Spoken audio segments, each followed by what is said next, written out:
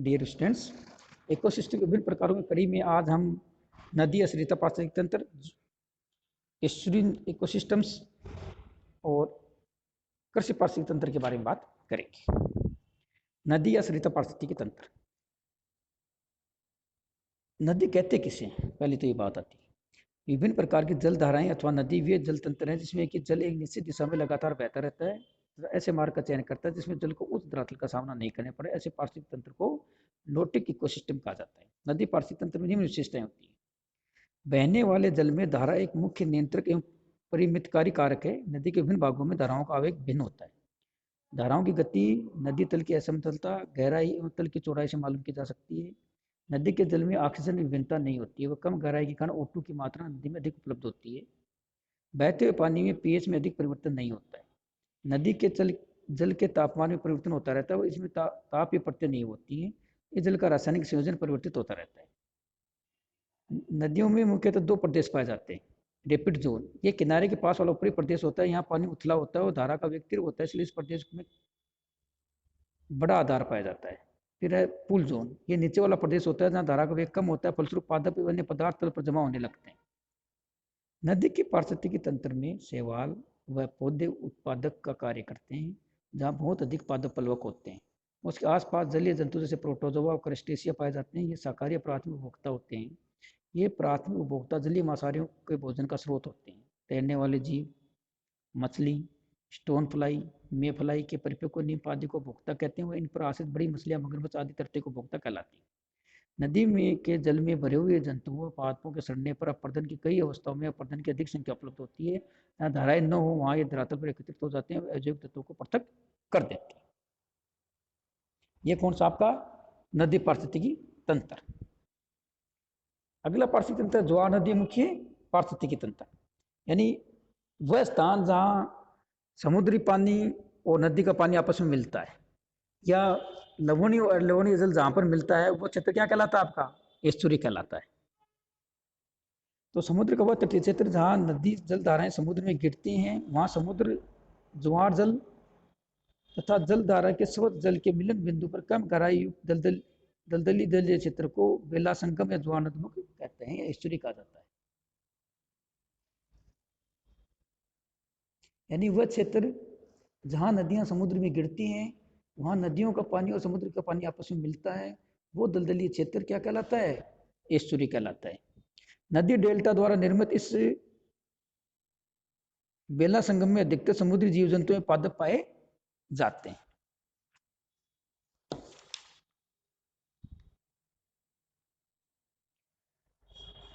ज्वार नदमुख की विशेषता, इस क्षेत्र में स्वच्छ जल एवं समुद्री जल का मिश्रण पाया जाता है। ज्वार नदमुख में उथले दलदली तक कम गहरे क्षेत्र हैं। इस क्षेत्र में स्थित जल में लवणता की मात्रा घटती बढ़ती रहती है। इस क्षेत्र में जल धाराएं धीमी गति से प्रवाहित होती हैं। यह क्षेत्र एक उत्पादनशील क्षेत्र है जहाँ विभिन्न समुद्री पादप पाए जाते हैं। ज्वार नदमुख पारिस्थितिकी तंत्र के उत्पादक मुख्य रूप से समुद्री पेड़ पौधे तथा शैवाल आदि हैं। सीपियां, घेंगे, लार्वा आदि क्षेत्र में के उपभोक्ता तथा कवक एवं बैक्टीरिया ज्वार नदमुख क्षेत्र के विघटनकारी होते हैं। ज्वार नदमुख पारिस्थितिकी तंत्र की समस्याएं, नगरीय मलजल एवं औद्योगिक कचरे के इन क्षेत्र में बहाव के कारण होने वाले प्रदूषण से इन ज्वार नदमुखों की पारिस्थितिकी पर प्रतिकूल प्रभाव पड़ा है। मनोरंजन और पर्यटन का प्रभाव क्षेत्र बहुत अधिक पड़ा है। अति मत्स्यन, नवीन प्रजातियों का आगमन और अन्य जीवों की निकासी, बंदरगाह एवं जल परिवहन प्रणाली, जलवायु परिवर्तन के कारण जल स्तर में वृद्धि, इससे ज्वार नदमुख तंत्र पर विपरीत प्रभाव पड़ता है। भूमि उपयोग प्रतिरूप में परिवर्तन, समुद्री तट पर अतिक्रमण, उद्योग, कृषि, होटल, बंदरगाह निर्माण, शहरी आक्रमण आदि, अवसादकरण की समस्या और सुनामी। तो ज्वार नदमुख किसे कहा जाता है? ज्वार नदमुख एक वो क्षेत्र होता है जहाँ नदियाँ और समुद्र का मिलन होता है। तो इस क्षेत्र की विशेषता क्या होती है कि यहाँ स्वच्छ और यानी लवणीय और अलवणीय जल का मिश्रण होता है। ये दलदली कम गहरा क्षेत्र होता है। यहाँ पर जल धाराएं धीमी गति से प्रवाहित होती हैं और ये समुद्री क्षेत्र का सबसे उत्पादनशील क्षेत्र होता है। यानी समुद्र का वो भाग जो सबसे ज्यादा उत्पादनशील होता है वो क्या कहलाता है? एस्चुरी कहलाता है।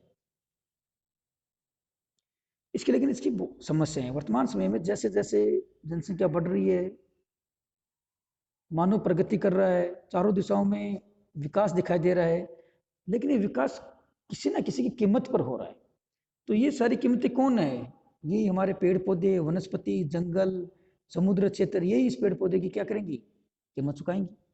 तो क्या समस्या है कि औद्योगिक क्षेत्रों से जो मल वगैरह, किचन का जो पानी बह करके इन क्षेत्रों में आ रहा है नदियों के साथ से, तो ये क्षेत्र क्या कर रहा है? इन क्षेत्रों को प्रदूषित कर रहा है। इनके प्रदूषण के कारण जो जीव जंतु है, वनस्पति है, उनको ऑक्सीजन नहीं मिल पाती और वो क्या हो जाते हैं? असामयिक मृत्यु के शिकार हो जाते हैं। जैसे इस इकोसिस्टम पर प्रतिकूल प्रभाव पड़ता है। बहुत से स्थानों पर इन क्षेत्रों पर मनोरंजन एवं पर्यटन के कारण भी इस इकोसिस्टम के ऊपर क्या है? विपरीत प्रभाव पड़ा है। अति मत्स्यन, इन स्थानों पर पाए जाने वाली विभिन्न प्रकार जो मछलियां होती है, तो अति मत्स्यन के कारण उनकी प्रजाति खतरे में पड़ गई है। नवीन प्रजातियों के आगमन के कारण कोई ऐसे प्रकार हैं जिनकी जातियों के आगमन के कारण जो पुरानी जातियां थी वो वहां से क्या हो गई? निष्कासित हो गई। इससे भी क्या है? इकोसिस्टम जो है उस पर विपरीत प्रभाव पड़ा है। जैसे जलकुंभी के आने से विभिन्न प्रकार की वनस्पतियां समाप्त हो गई। विभिन्न स्थानों पर बंदरगाह और जल परिवहन प्रणाली के कारण भी जो प्रदूषण फैल रहा है, जो मानवीय गतिविधियां बढ़ी हैं, उसके कारण भी जीव जंतु पर विपरीत प्रभाव पड़ा है। जलवायु परिवर्तन, ग्लोबल वार्मिंग के कारण भी जो विश्व का तापमान में वृद्धि हो रही है, उस तापमान में वृद्धि के कारण जो ग्लेशियर्स बर्फ पिघल रही है, उसके कारण समुद्री क्षेत्र का जल स्तर क्या हो रहा है? लगातार बढ़ रहा है। जिससे भी जो ये परितंत्र है उस पर प्रभाव पड़ा है। भूमि उपयोग प्रतिरूप में परिवर्तन, समुद्री तट पर अतिक्रमण, उद्योग, कृषि, होटल, बंदरगाह निर्माण, यानी विभिन्न प्रकार के जो इंफ्रास्ट्रक्चर वाली जो गतिविधियां हैं, उन इंफ्रास्ट्रक्चर गतिविधियों के कारण भी इस परितंत्र पे विघ्न आया है। इसमें एक विक्षोभ पैदा हुआ है, तो उसका भी इस पर प्रभाव पड़ा है। अवसादीकरण, दलदल के लगातार जमा होने से, मिट्टी वगैरह के लगातार जमा होने से भी इस परितंत्र की क्या है? गहराई लगातार क्या होती जा रही है? कम होती जा रही है। तो इसका प्रभाव भी क्या है? यहाँ पर पड़ा है। सुनामी वगैरह के कारण भी बहुत भयंकर प्रभाव। समुद्री सुनामी कहते किसे हैं? जो पृथ्वी के हलचल के कारण समुद्री क्षेत्र के आंतरिक भाग में पृथ्वी के हलचल के कारण जो बड़ी बड़ी लहरें उठती हैं, उन लहरों को क्या कहा गया है? सुनामी कहा गया है। तो इस सुनामी के कारण भी यहाँ पर एक बहुत बड़ा विपरीत प्रभाव पड़ता है। कृषि पारिस्थितिकी तंत्र, अगला तंत्र कौन सा? कृषि पारिस्थितिकी तंत्र। प्राकृतिक रूप में व्यवस्थित पर्यावरण में मानव अपनी आवश्यकताओं की पूर्ति हेतु सुनियोजित परिवर्तन करता रहता है। इसी सुनियोजित परिवर्तन द्वारा कृषि पारिस्थितिकी तंत्र का विकास हुआ है। कृषि पारिस्थितिकी तंत्र में सामान्यतः निम्न घटक पाए जाते हैं।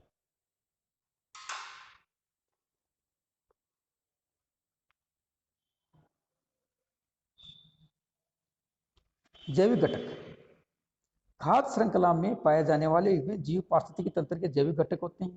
कृषि परितंत्र में कृषि के अंतर्गत बोई गई फसलों के अतिरिक्त सभी उगने वाले पेड़ पौधे समाहित किए जाते हैं, जिन्हें उत्पादक कहते हैं। उपभोक्ताओं में कीट पतंग, जीव जंतु, पक्षी, चूहे, मोलस्क, मेंढक, सांप तथा पालतू जानवर प्रमुख हैं। ये उपभोक्ता कृषिगत फसलों के पत्ते तथा अनाज खाते हैं। खेत की मृदा एवं वायु में उपस्थित जीवाणु एक प्रमुख घटक है। यानी पहला जैविक घटक है, तो जैविक घटक में क्या क्या पाए जाते हैं? जैसे विभिन्न प्रकार की जो फसलें हैं जिनको बोया जाता है, कृषि में तो फसलें बोई जाती हैं।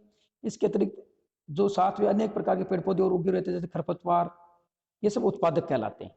उपभोक्ताओं में विभिन्न प्रकार के कीट पतंग हैं, जीव जंतु हैं, पक्षी हैं, चूहे हैं, मेंढक हैं, सांप है, ये सब सब क्या है? उपभोक्ता हैं। ये क्या है? किस में निर्भर करते हैं? उपभोक्ता जो हम कृषि के अंदर फसल बोते हैं उन फसलों के ऊपर निर्भर करते हैं। और जो विभिन्न प्रकार के इन वनस्पति और जीव जंतु के नष्ट होने के बाद में इनको अलग अलग प्रकार के तत्व विभाजित करने वाले अपघटक कहाँ पाए जाते हैं? मृदा में पाए जाते हैं। सेकंड, अजैविक घटक। कृषि भूमि में विभिन्न प्रकार के यौगिक एवं खनिज लवण पाए जाते हैं। ये यौगिक विशेषकर carbon, hydrogen, oxygen, nitrogen, phosphorus, potassium तथा सल्फर आदि इत्यादि तत्वों के द्वारा बनते हैं।